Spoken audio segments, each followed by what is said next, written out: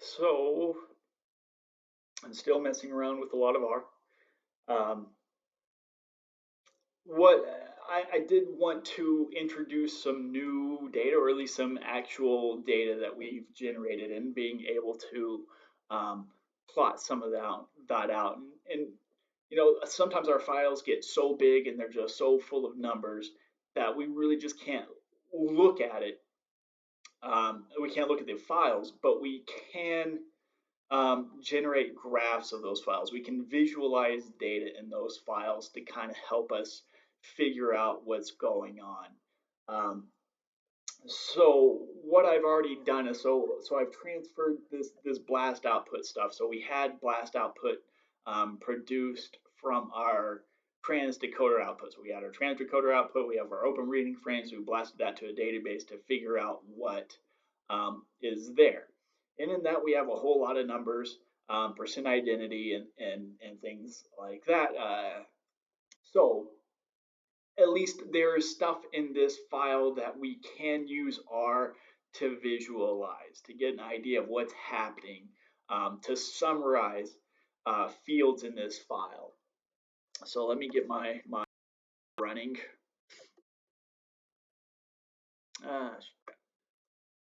Stop it, stop it, stop it.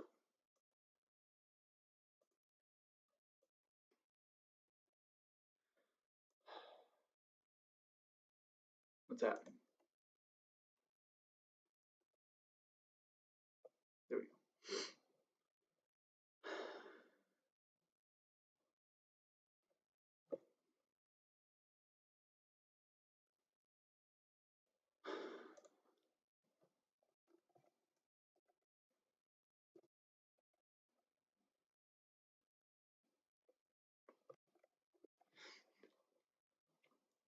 All right. Hopefully, I think I'm back. I think this is still running. Um, don't worry, it is not just you. It is lagging. It could be me. I don't know. I guess this is kind of a problem that we would run into with this. It always seems to be something.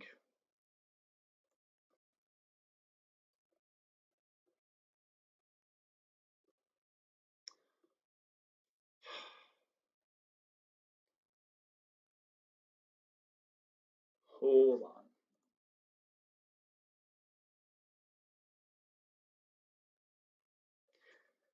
I don't know. Okay. I think it's at least a little bit better now. Okay. So I have my R stuff popped up. Okay, I'm gonna get rid of that. Get rid of that. So this is also what I'm also going to do is build an R script from this stuff. So if this is our frame, this is our starting point. I want to build a new file that is an R script. Come on, man. R script. Okay, so that gives me a new pane. And so in this R script, I do want to save it. So what I want to do is whenever I'm running this R script, I need this R script to be in the same location as my data file. So my data file is saved on my desktop in a file specifically called like 435 blast or something like that. Just something I can make up. So let's see. Um, So I'm going to first, I need to call in ggplot because I'm going to mess around with ggplot a little bit. So library ggplot to import all of my ggplot tools. So I'm going to just quickly save this. I'm going to save this as an R script, and I'm going to save it to, again, the same location as my blast file. So there's my transblast file. So I need to make sure that my this graph, this figure, this file, whatever I call it, is saved in the same location. It doesn't matter what it's called as long as it's just saved in the same spot. So I'm just going to call this blast file. All right. And I need to make sure that whenever I call this script, I need to tell R to look for files in this directory. So I need to change my session, set working directory, and I'm going to set it to the source file location. It'll run this command set wd as a desktop 435. So it's going to look in this desktop 435 for the commands that I run and things like that. So whenever I had this raw blast file and I need to import it into R, I need to input it into RStudio. So to do that is a command called read.table. Read.table. And specifically, I need to call in the blast file name. And since R is looking in this directory for specific files, I can use my tab to autocomplete this, but the file name has to be in quotations. If it's not quotations, it won't work. It won't look for it. So I need to save this as something specific. I'm going to save it as a variable called dat. This is just me traditionally doing this. Data is already a command used by R. Um, it already has a function, and we don't want to make variable names that have the same name as already pre-built functions. That's usually pretty bad etiquette and can cause some problems. So I just call this date or dat. Read.table. So read.table, we have to call a few things. So one, we have to call the file name. We have to tell this program if a header is present. And a header is like a column description. So I'm just going to say header is equal to t, header is equal to true, that yes, a header is present. I haven't looked at this file, but we'll pretend like it is true. And we have to tell R how these columns are separated. So that command is sep equals something. In our case, it's tab delimited. So we use this tab character to say that all these commands, or sorry, all these columns are separated by a tab. So I'm going to save this. Anytime I save it, I'm just doing Control S to save. So I just Control S to save that command. And then to run this script in my R terminal, I would do source on the R script. So again, this has to be in quotes. Plot / R. It'll autofill that for me and run it.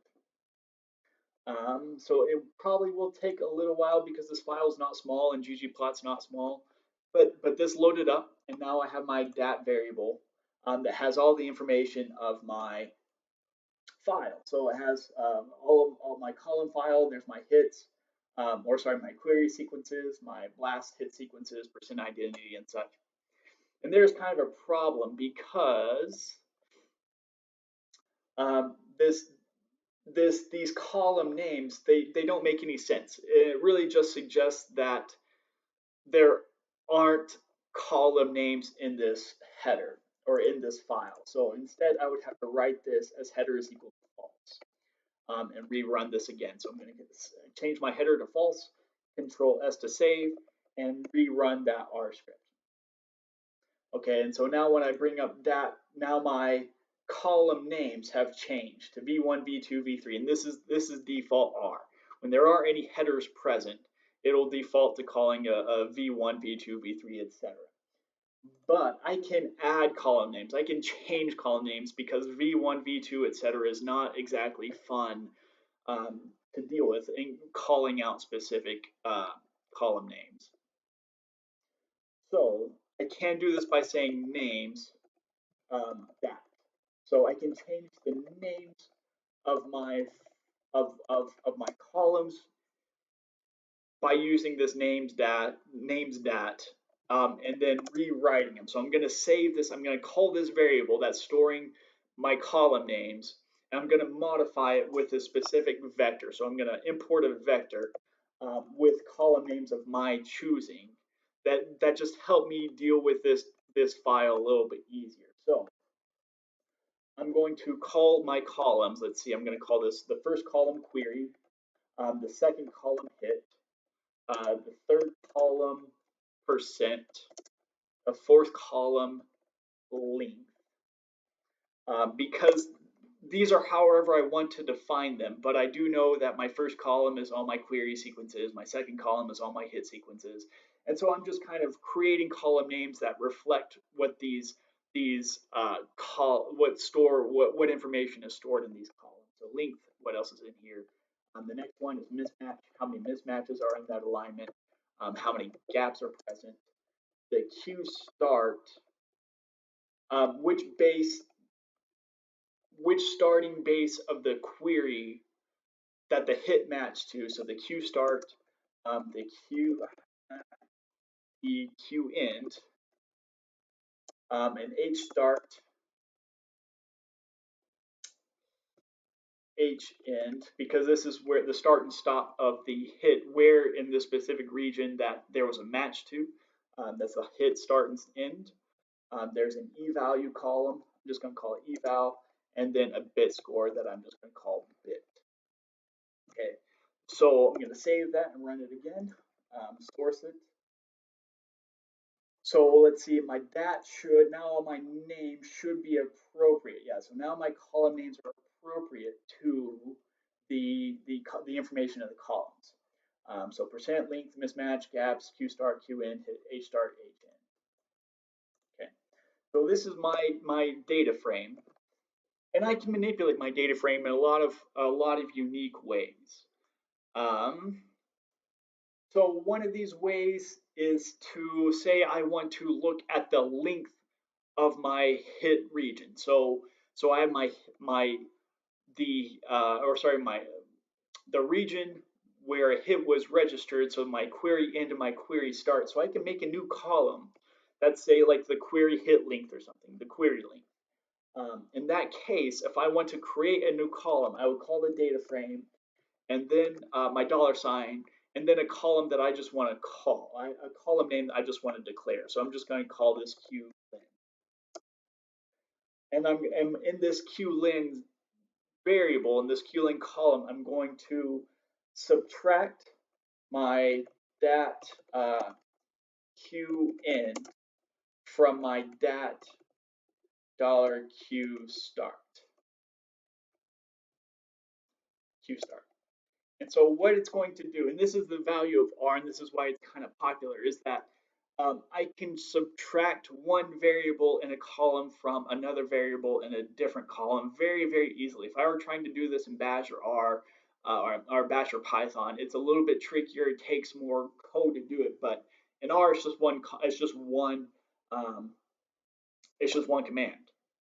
And say I also want to determine my hit length. So what is the distance between my hit end and my hit start? So how long is that actual hit sequence? So I can do the same thing. It's just I'm going to call dat hit end minus the dat h start. Okay. So I'm going to save that, source my file, source my script, look at my date again, and now I should have two new columns at the end where I have my Q hit links and then my hit hit links, and they should be correlated. I don't know this is for sure, but they should be correlated, right? So this is like these are the regions of the query and the hit that were more or less identical to each other. So they should be roughly the same length, but I can go ahead and start graphing stuff out to see if that hypothesis is true, that the query links is equal to the hit links. And so I may want to draw a graph of this. So ggplot this. So ggplot, I have to call my data source, so dat, and then AES, and declare my x-axis and y-axis. So my x-axis will be the, let's do the qlen, and my y-axis will be the hlen. And I need to tell R what kind of graph this is, what kind of graph I want. So I'm going to do this as a geom point, and that should be enough. There is a lot of data points. It will take a little bit of time for this to actually run. And something has gone terribly wrong. ggplot geom. There it is. All right. So at least that popped up. And so yeah, there's a really strong, as we'd expect, there's a really strong correlation between the hit length and the query length. No surprise if there was a short query, if there's a short region, that was a short query length. It should also be a short hit length. Um, the query length is long, short. If the query length is long, so should the hit region, right? So these are definitely strongly correlated. There's no surprises there. But so let's say I want to implement this bit of code into my script that's going to draw stuff. So if I just run this script as is, um, the ggplot itself won't actually pop up. For whatever reason, it won't actually pop up.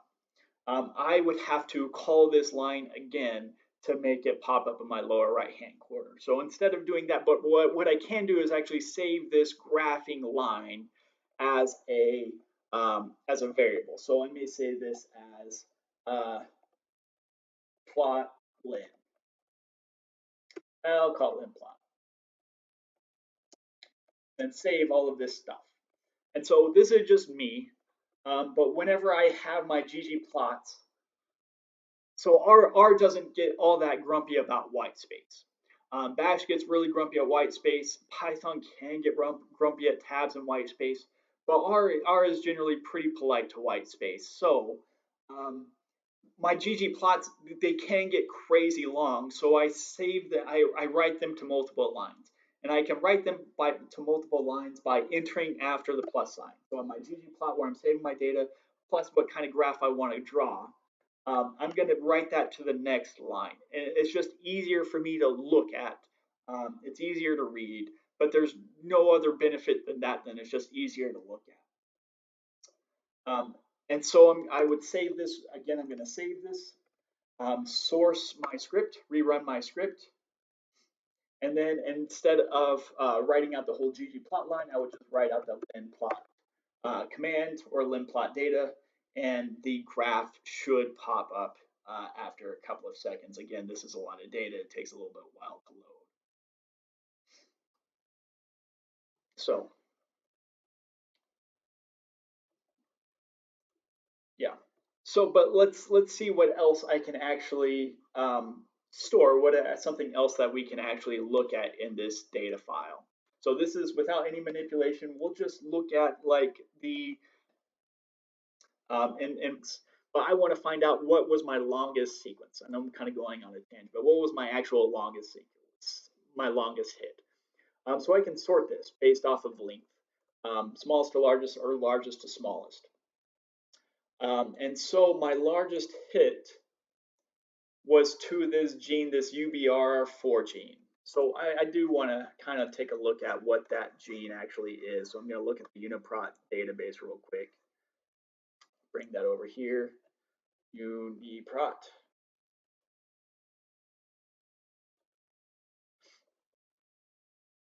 And paste that in.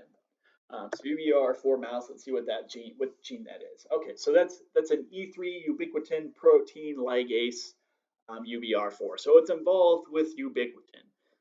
If you've forgotten what ubiquitin is, so ubiquitin is a protein that gets attached to degraded proteins to tell the cell to break this protein down back into its amino acids.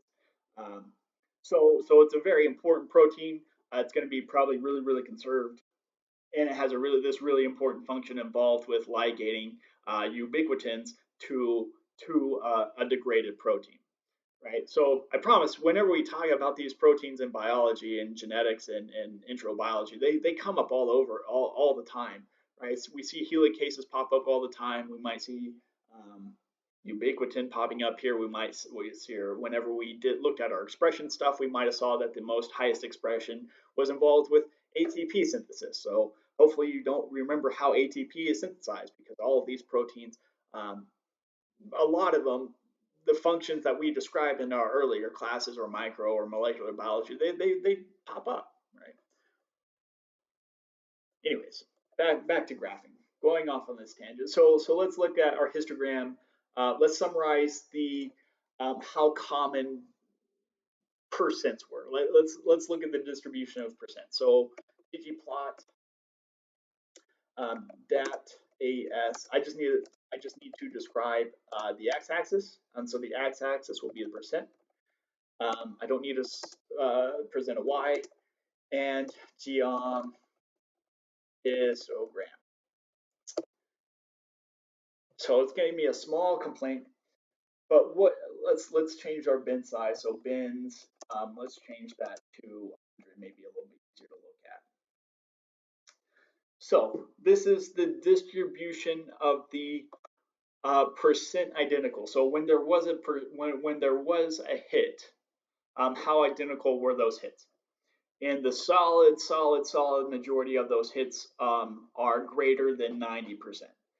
Even further, most of them are greater than like 98, 99%.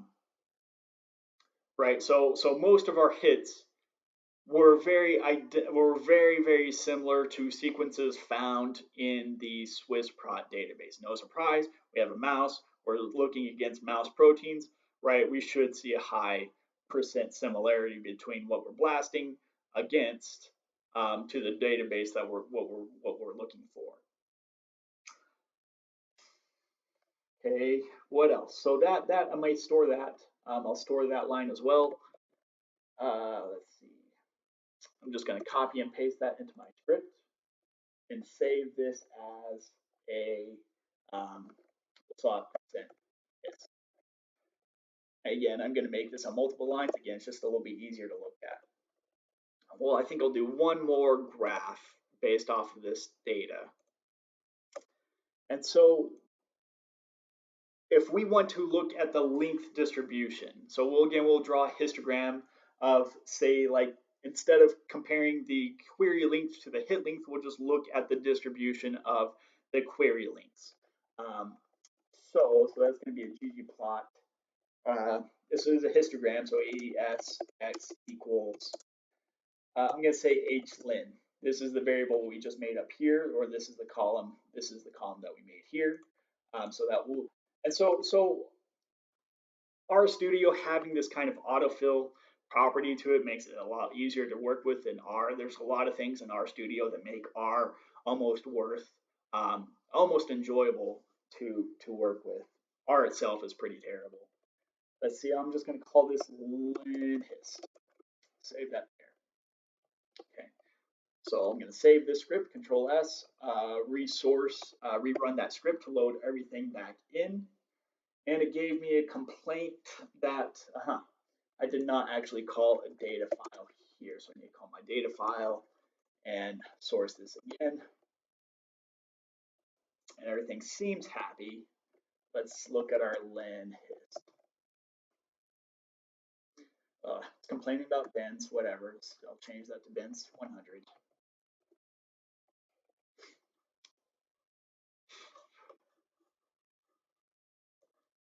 Okay. Source it again because we changed something in our script, so we need to reload that script, reload these variables, reload linhist. It's still complaining probably because I forgot to save this. Stupid. So many always. Very difficult to get anything right the first time. Okay, and so this is the distribution of our links. Most are short, right? Most of our hits are less than 1,000 base pairs long. No surprise, these aren't base pairs; these are amino acids. Most proteins are definitely shorter than 1,000 bases or 1,000 amino acids. What was it? The UD was our hit. UBR4. This is a really long protein. Really long protein. So this was 5,000 amino acids. So this is a pretty seriously long amino acid. Of course, we're going to find this in the cytoplasm where our proteins are hanging out. Let's see. Okay. But another nice utility of R is being able to transform data very easily. So I want to plot out my links, but we definitely see a bias. We see a bias towards shorter links. And so I may actually want to log transform this to make it a little bit easier to look at. So I'm going to do a log base 10 transformation of this data. So whenever we look at it, it'll be stretched out. And I'm not a math person. I'm not very good at statistics. Um, I don't fully understand why or when we can transform data. Uh, Whatever. I do a lot of transformations just to look at things easier. And honestly, Andy, you might be able to explain better why we can transform. Um, anyway, so I'm going to transform this stuff out, do my len hist, and so now I more or less this demonstrates that, believe it or not, this distribution of data is actually normally distributed, or at least it's close to it. But so our x-axis, I transformed it to a log of 10. A log of 10 basically means I'm looking at my marks. My one mark will be 10, a length of 10. My two is a length of 100. My three is a length of 1,000. Right. So it's just these fold change. 10, 100,000. So everything's on a log 10 scale. And so, right, it still says the same stuff. Most of our hits are between 100 and 1,000 new amino acids long. But I just to make this prettier and to demonstrate R's capabilities is that I can change colors. I can change this graph a little bit. So I can change the color of this histogram just by calling a color command within my Geon histogram. I'm going to call it blue. So R already encodes a lot of colors just by default. So I type in blue, black, gray, whatever. It will load that color up. So I'm going to source it again, rerun my len hist, and now I should have the color. Well, I didn't want color. I want fill. That's stupid. I wanted this to be fill. Okay, try that again.